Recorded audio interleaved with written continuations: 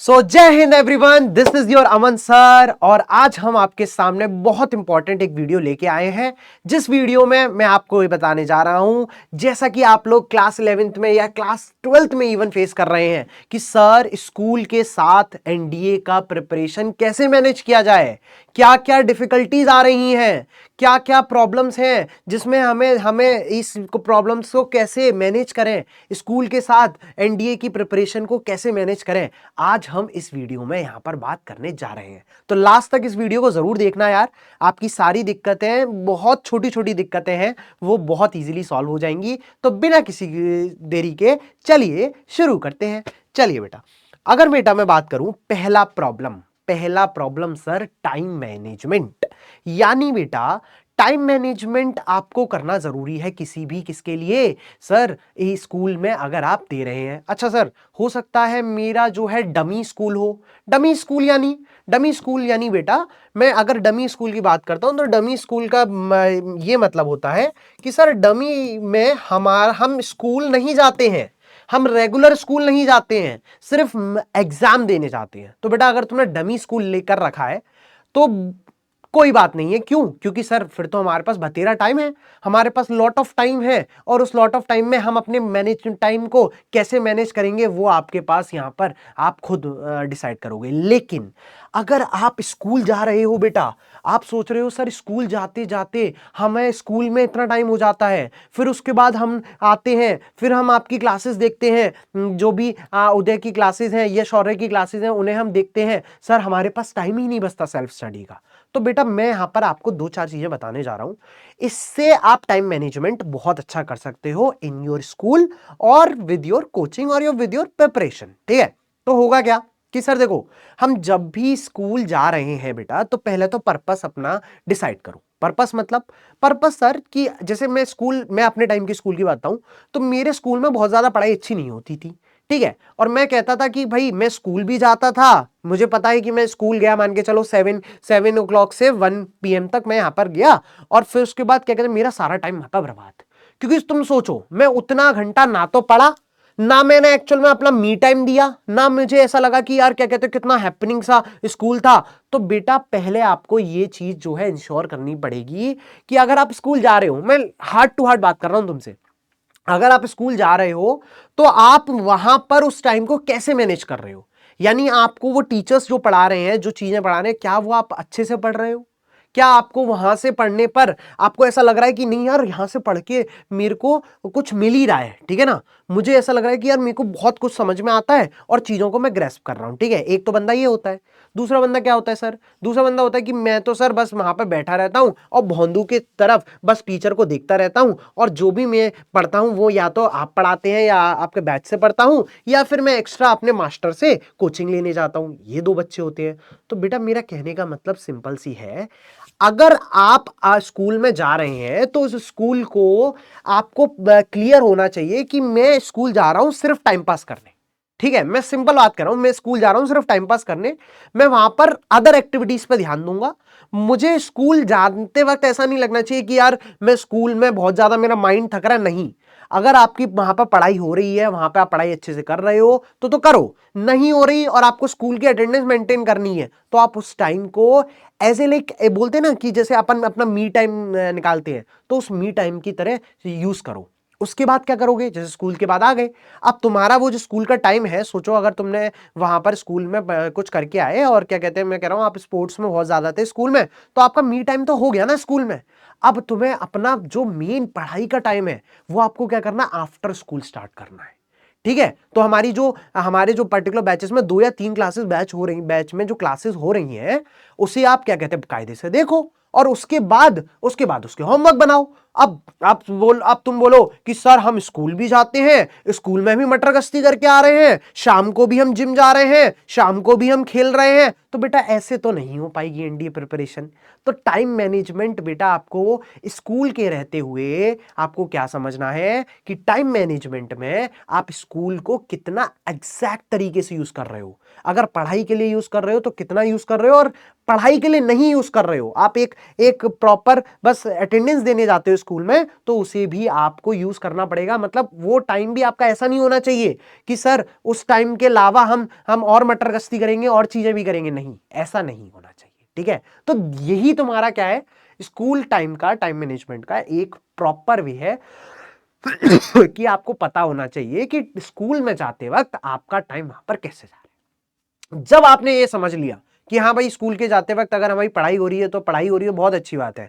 उसके बाद हम अपना लेक्चर देख रहे हैं और लेक्चर में अगर तुम पहले से जो चीज पढ़ चुके हो तो उसे देखने की जरूरत नहीं पड़ती, हम डायरेक्ट होमवर्क करेंगे, राइट। तो मैं स्कूल के टाइम को मैनेज अगर कर लिया, मैं स्कूल के टाइम को देख लिया कि कैसे यूज हो रहा है, तो मैं कह रहा हूं टाइम मैनेजमेंट तुम्हारा हो गया।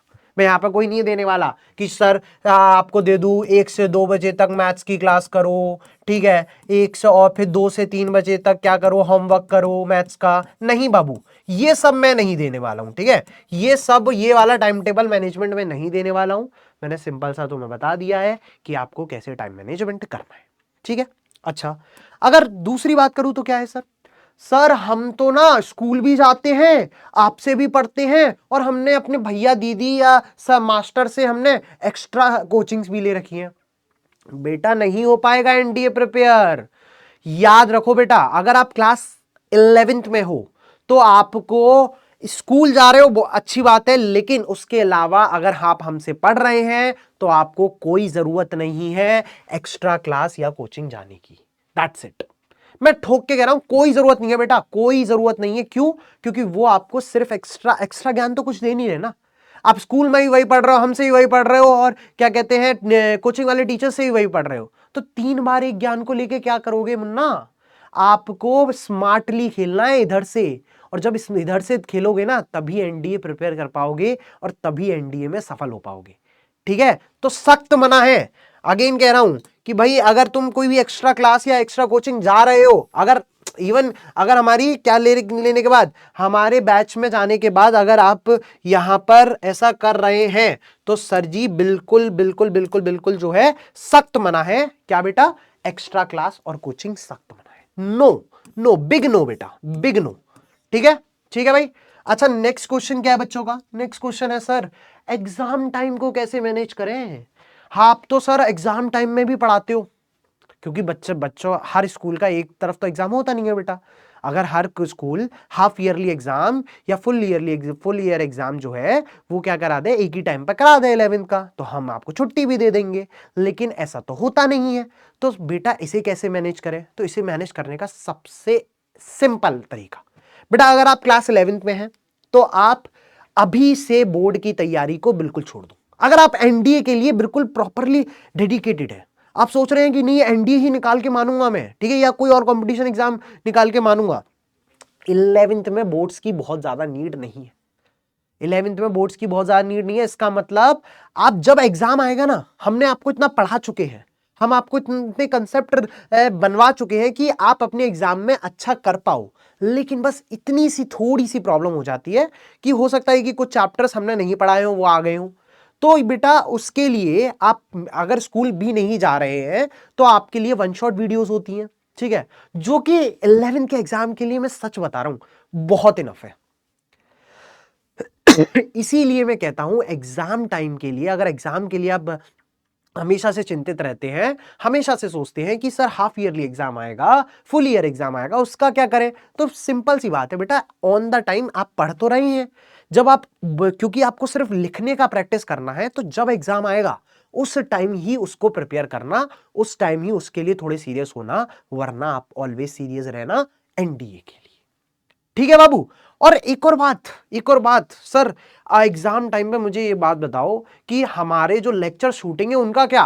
भाई हमें एग्जाम टाइम पे तो पढ़ना पड़ेगा ना, एग्जाम टाइम के बाद लेक्चर्स जो छूटेंगे, बेटा देख ये है ऑनलाइन, यानी यही तो ब्यूटी है आपके बैचेस की, आपको रिकॉर्डेड लेक्चर्स दे तो रहे हैं हम।